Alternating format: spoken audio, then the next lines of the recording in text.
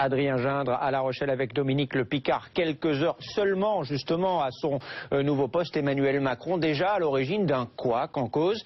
Des propos sur les 35 heures. Le ministre de l'économie se dit favorable sous certaines conditions à un assouplissement, un symbole à gauche qui continue, on l'a vu cette semaine, de faire débat et vous allez comprendre pourquoi. La saga des 35 heures, récit de Grégoire Pellepel avec Mathias Tesson. C'est une mesure emblématique, un symbole devenu un tabou pour les socialistes. Elle a été initiée il y a 33 ans par François Mitterrand lors de la campagne présidentielle de 1981. La lutte du socialisme a toujours été de conquérir le temps de vivre pour les travailleurs. Si bien que le problème des 35 heures n'a pas simplement une vertu économique et sociale par la création d'1 million d'emplois, elle a également une vertu par rapport à l'idée que nous nous faisons, nous, de la vie, à savoir que le travail n'est pas simplement une sorte de... que la vie n'est pas simplement une petite annexe du travail. Hostilité des patrons, tournant de la rigueur dans les années 80, il faudra 17 ans pour que la mesure voie le jour. Après la victoire surprise de la gauche aux législatives de 1997, c'est Martine Aubry qui est chargée de porter la loi. Depuis 17 ans, on nous dit que l'on va aboutir et qu'il ne faut pas gêner les négociations. Aujourd'hui, nous considérons qu'il est au contraire temps de trancher et d'agir. Eh bien, nous allons trancher et agir. Objectif premier de la loi, partager le travail pour faire baisser le chômage. On était à une époque, après la crise de 93, où le chômage avait atteint des niveaux records. On ne les a pas encore atteints à nouveau, mais on n'en est pas très loin. Et il fallait agir. Le président de la République, François Mitterrand, avait dit, ce qui avait marqué l'opinion, qu'on avait tout essayé contre le chômage, tout sauf les 35 heures. À l'Assemblée, les débats sont houleux.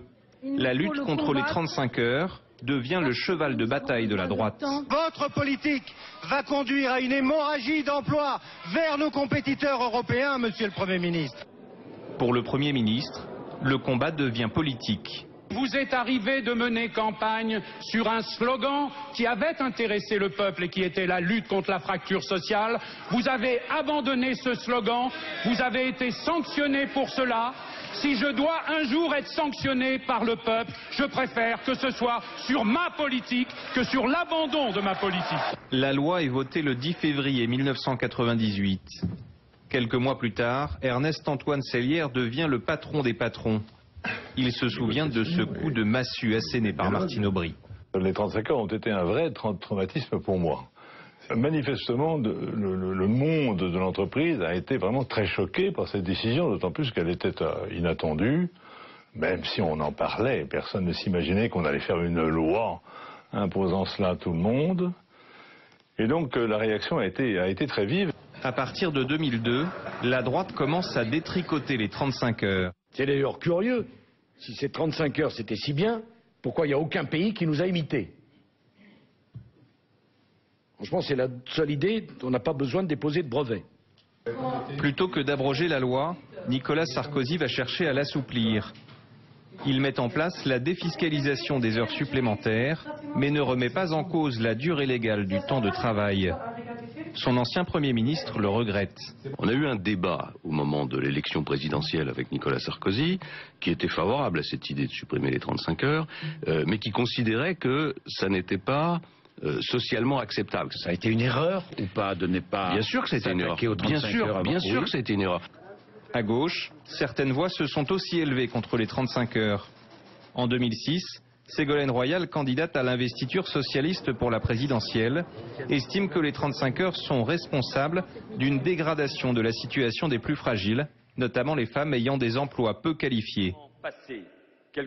En 2011, Manuel Valls veut lui aussi briser le tabou des 35 heures. Nous devrons déverrouiller les 35 heures qui n'existent déjà plus réellement puisqu'elles ont été mises en cause progressivement depuis 2002. Avec la concurrence que nous connaissons, est-ce que nous pouvons nous permettre d'être sur des idées des années 70, 80 et 90? Non.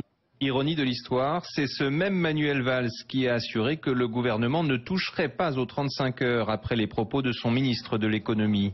Malgré les tentatives et les discours, le dossier des 35 heures reste bien explosif.